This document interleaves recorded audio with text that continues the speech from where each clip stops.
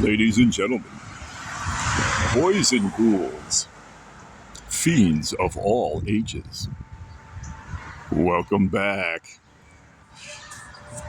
I'm your host, Anarchy Ass.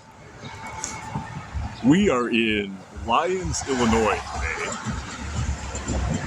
on a very noisy Ogden Avenue, known over 100 years ago as Old Plank Road. We are specifically right here. This is 7601 West Ogden Avenue. It is the entrance to a park and to a huge area, which is a vast expanse of nothing.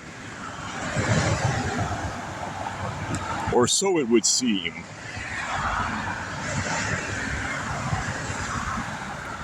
Because from 1905 until 1908, what you're looking at looked more like this. This is the entrance to Cream City Amusement Park, one of the largest amusement parks in the history of Illinois. Larger than the other two amusement parks that occupied Lyons over the years, almost as large as Great America, almost as large as Santa's Village.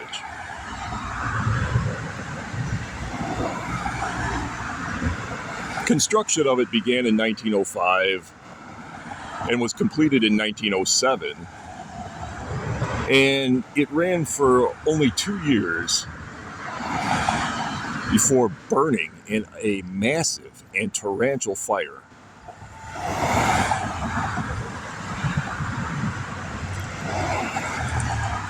We're going to see if we can see what's left of it today, because there are remnants and remains of this lost fun park, if you know where to look. And I know where to look.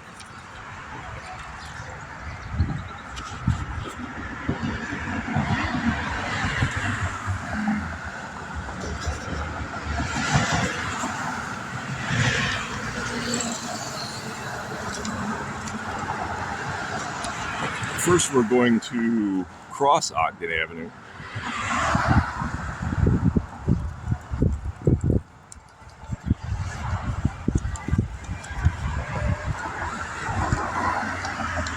However, I first want to show you this. This is an aerial artist conception of the finished park. You can see the Des Plaines River off to the left-hand side of your screen. That's the Des Plaines River over there, that bridge.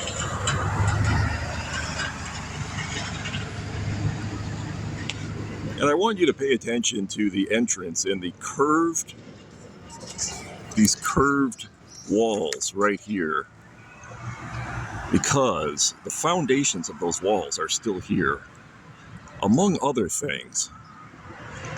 And we're going to take a look at them and see how much of this truly massive park we can take a look at, including this massive lagoon that was constructed to launch boats and be part of the amusement of the park, which is still here.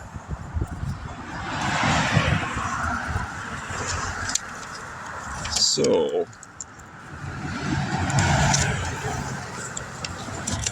if I can do so without getting flattened.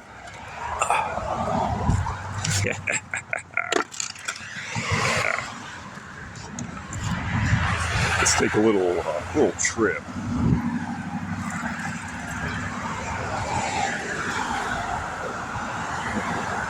I think if Cream City had had this much traffic, maybe it would have been rebuilt.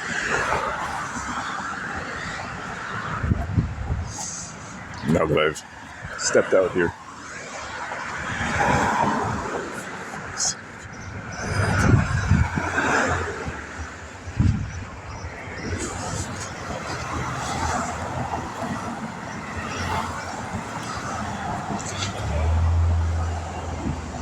Right here would have been the edge of the old Cream City entrance wall. And you can see how this curves around to what would have been the other side of the entrance. I'm going to step onto the foundations now and just re-walk them. The park itself would have been on the right-hand side, and the entrance on the left-hand side. And this was the stone foundation of the massive wall. The entrance to this park is now marked by these little planter type things that were added much later. And even those are in sad decay, or were they lights? I really don't know. Let's take a look. They hold beer bottles, whatever they are. This is the original 1905 foundation, and right here in the middle is what's left of the walkway that led right into the park right here. Following along, this foundation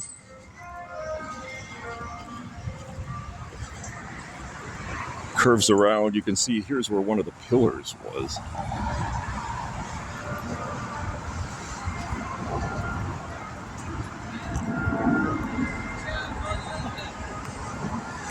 And leads back up to Ogden Avenue, right up there.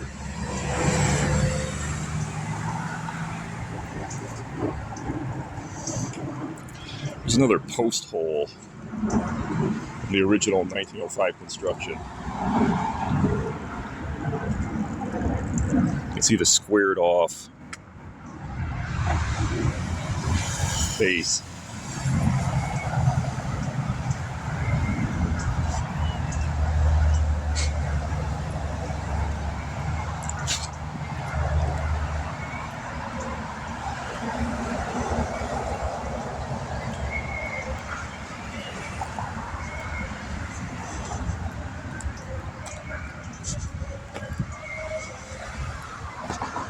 Before we venture further in, I want to give you a little more info about Cream City and do a photo comparison, as I happen to have a few choice photos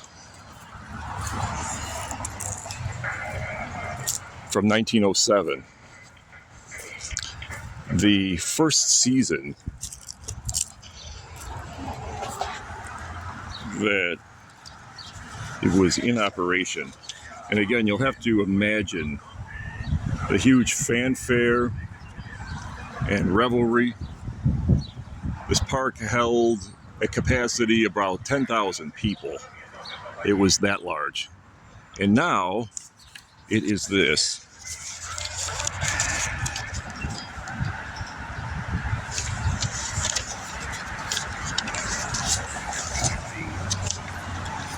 Cream City Park at 7601 West Ogden Avenue, Lyons, Illinois. Only 15 miles from downtown Chicago, on property that was previously the Fred Schultz Quarry. So this was a rock quarry. It had to be filled in to make this. This was all rock. The 45-acre site along the Des Plaines River was financed and controlled by wealthy Czech businessmen. There was a large Czechoslovakian community, Czechs and Slovaks, in nearby Berwyn. And I don't know how old that community is, but it was obviously here in the Edwardian era and into the 20th century. It must have originated in the 1800s, but at what point I really don't know. Joseph F. Klopka was the park's general manager and promoter. I haven't been able to find any photos of him or much about him other than the fact that he was a businessman. What business he had, I don't know. But I was able to find his grave, and that's about it. The park's name was derived from the fact that all its buildings and towers were painted with a cream tint. Its main feature, covering 15 acres, was a reproduction of Old Bohemia from the Czech Republic, featuring a Czech village with its picturesque streets, shops, modes of transportation, churches, theaters, natives, dancers, acrobats, musicians, and mountain backdrop. Its large music hall seated 4,500 people, and its dance pavilion up to 1,000 people, where live bands performed on weekends. Its entrance had 5 Grecian towers, nearly 100 feet high, flanked by 8 massive arches in the center. Beyond was a natural lagoon, beautifully illuminated at night. At the far end along the Des Plaines River were facilities for swimming and boating. The swimming facilities are still there in an altered form, and we're going to see those today. Cream City sported an old mill, merry-go-round, roller coaster, circular swing, pool hall, illusion shows, pony track, skating rink, a Ferris wheel, an electric theater, a penny arcade, a gypsy camp, a photo gallery, and a Katzenjammer Castle. What is a Katzenjammer Castle? We're going to get into that today, too. Cream City survived only a few years, thanks in part to intense competition from White City Amusement Park. And it is believed the beginnings of sewer work on Ogden Avenue that made reaching the park difficult, while other reports allege that a fire consumed after the second season the entire park. Billboard park lists don't include it beyond the 1908 season, so it really did end in 1908, and that fire was quite real. I am convinced.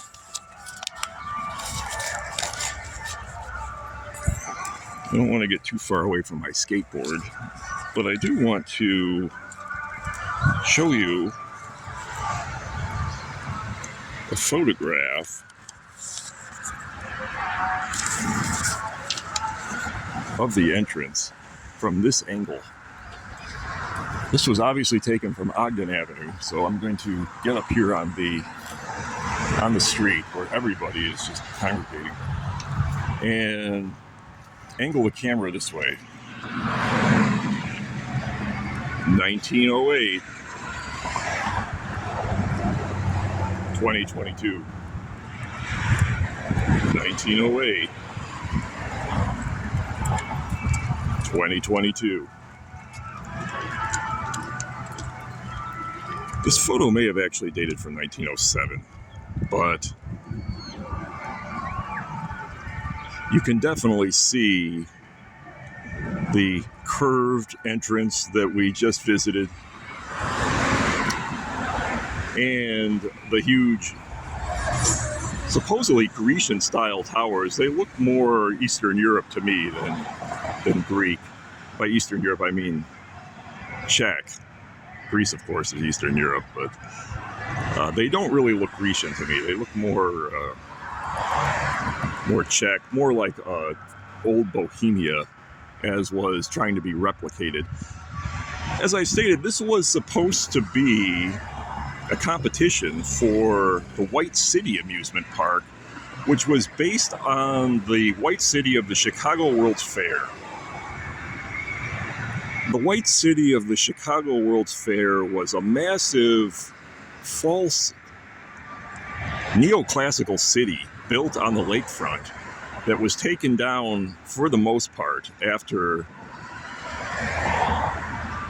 the World's Fair, but it was clear to entertainers that there was a demand for an amusement park such as that. So a separate amusement park was erected in the city of Chicago called the White City Amusement Park. And it was very successful for many years.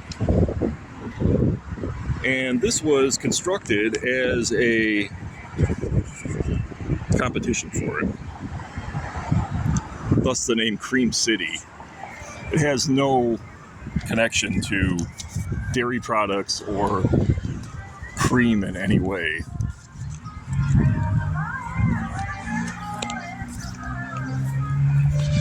"45 acres is a lot to cover, and I don't think we are going to see it all, as there really is not much to see. But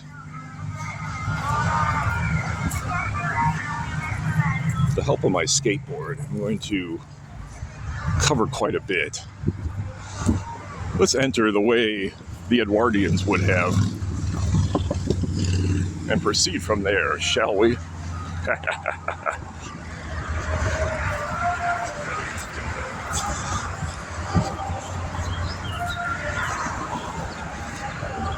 The swimming pool was retained and modernized, and they're playing music, which I hope doesn't get me flagged for copyright violation.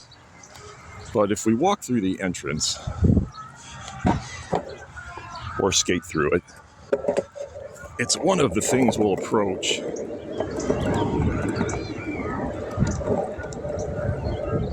Up here on our left.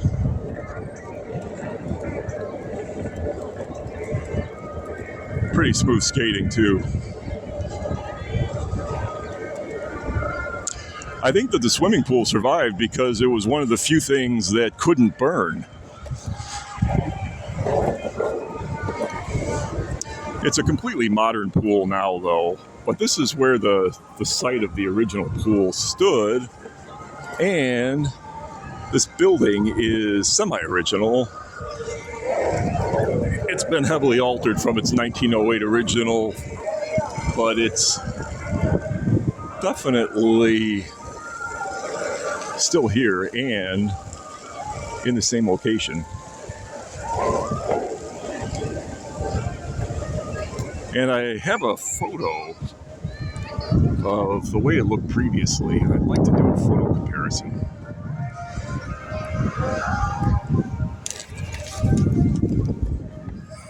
This is probably as good a place as any to get a shot of it.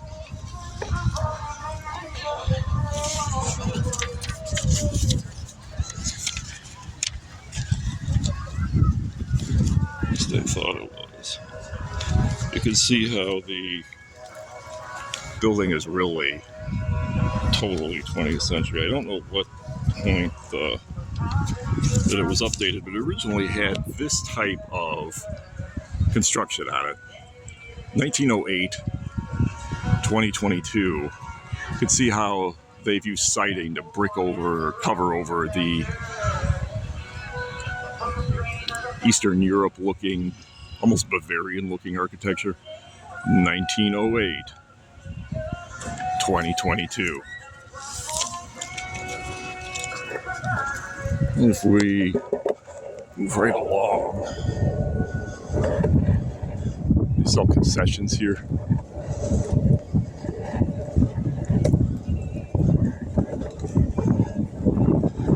You can see how vast this was originally. It's all just empty field now. That's the river over by those trees, beyond those trees. For most of the year, this is completely empty.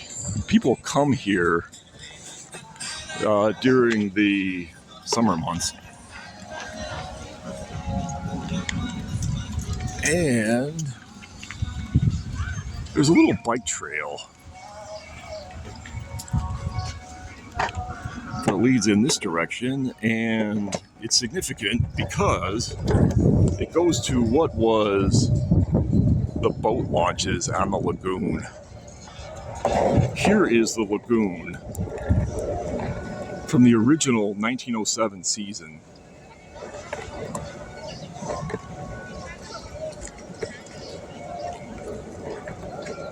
And it's pretty large. It's large enough to where people are fishing in here.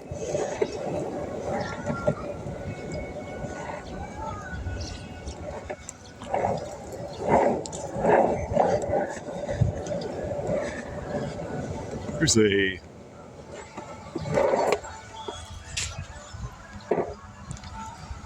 little aerial of the lagoon, which is still referred to as Cermak Quarry, even though it hasn't been one for well over 100 years.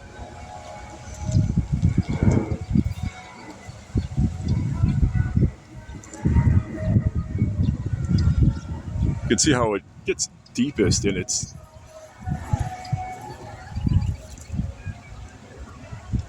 easterly shore, which is strange. So the center is not the deepest part. It's 18.3 feet at its deepest. So a pretty sizable lagoon. And this was the site of not only boat launches, but people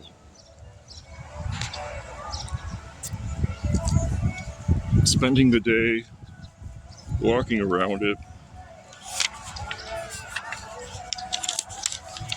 Is it was adjacent to the merry-go-round, which you can see in the right-hand portion of your screen.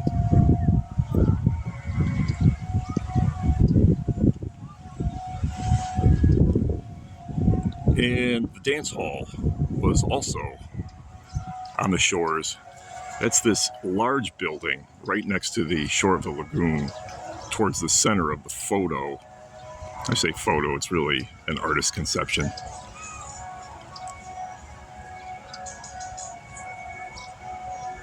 And there were boat launches on the displays too, so it incorporated the river as part of the park, which was an interesting feature of the design. There are really no remnants of any of the buildings that were along the shores of this thing, unfortunately.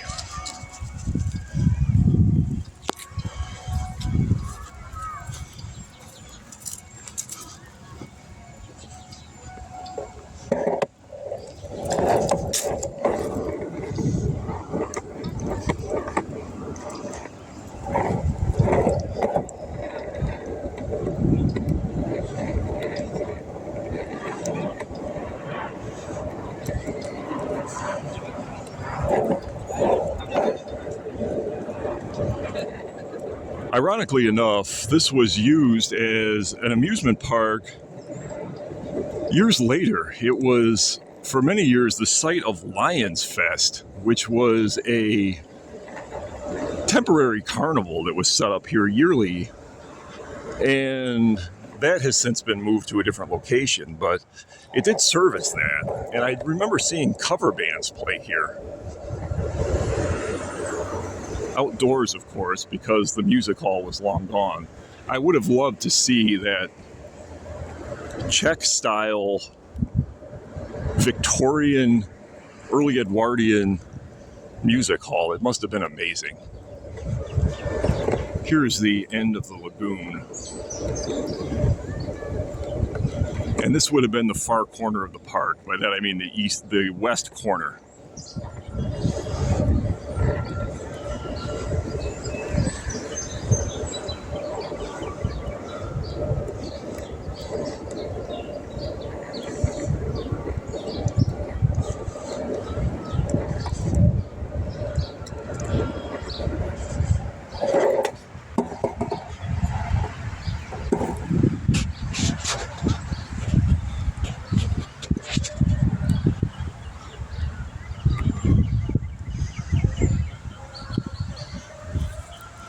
This park was notable for having electricity, which was rare for that time period. It was a new feature for public buildings.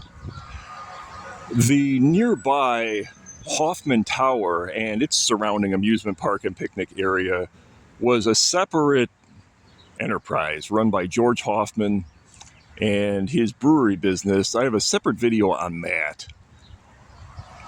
on my channel, which I urge you to check out if you're interested in this sort of thing. It was contemporary with Cream City.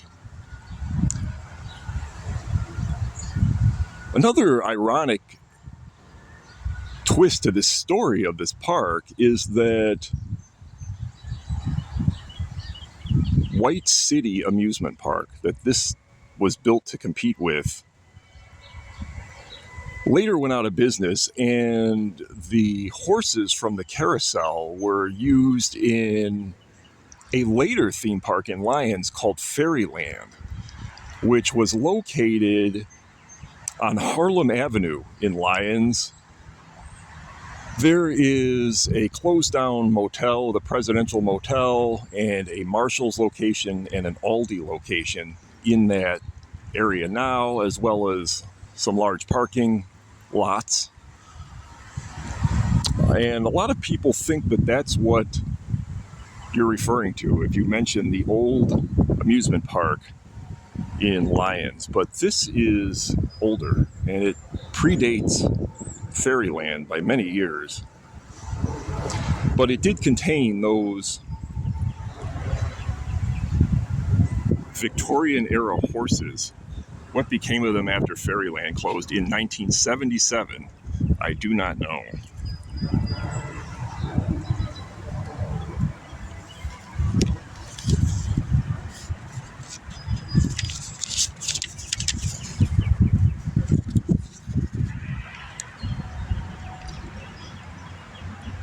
We are roughly on the spot of what was the Katzenjammer Castle, which I mentioned earlier.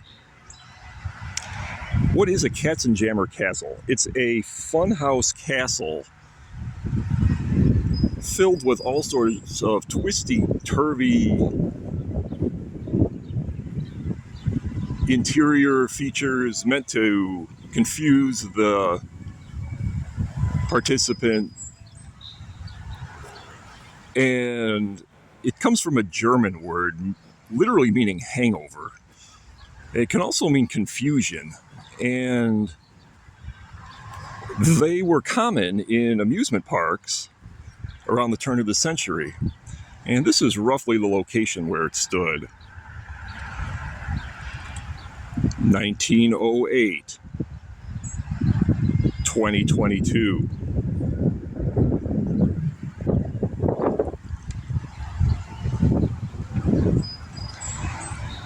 1908, 2022. I wish this photo was a little more detailed. And as soon as the wind lets up, I'll just try to zoom in on one of these details, because you can see fairgoers from 1908 in the foreground by my thumb. If I get in close, you can maybe see them a little closer. But they are very 1908 in their dress, with suits and formal dresses.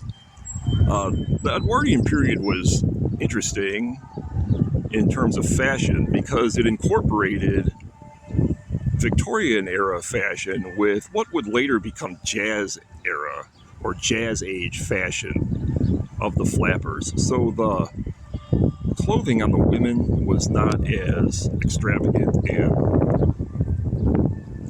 flamboyant as in the Victorian era, but it wasn't the plain flat dresses of the flappers. They still had very large hats with feathers. You can barely make that. There's a woman right here with a very large feathered hat on. And there's a gentleman wearing a suit who has a very high collar, which is very Victorian. You can see the full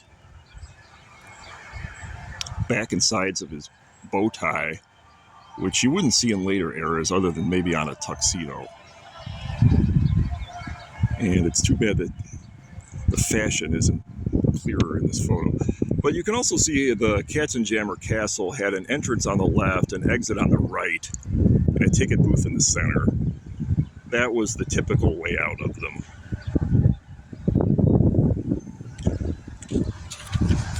Well, everyone, I thank you for joining me as I visit this lost fun park. Truly a forgotten part of history. Until next time, I'm Anarchy Ass.